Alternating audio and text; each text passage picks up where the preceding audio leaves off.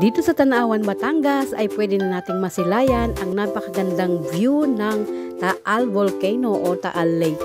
Dito lamang po yan sa Baywalk, Banyadero, Tanawan, Batangas. Talaga namang maaaliw ka sa ganda ng view at pwede ka pang mamingwit dito. Hindi ka rin naman magugutom dahil napakaraming iba't ibang masasarap na pagkain ang pwede mong mabili dito.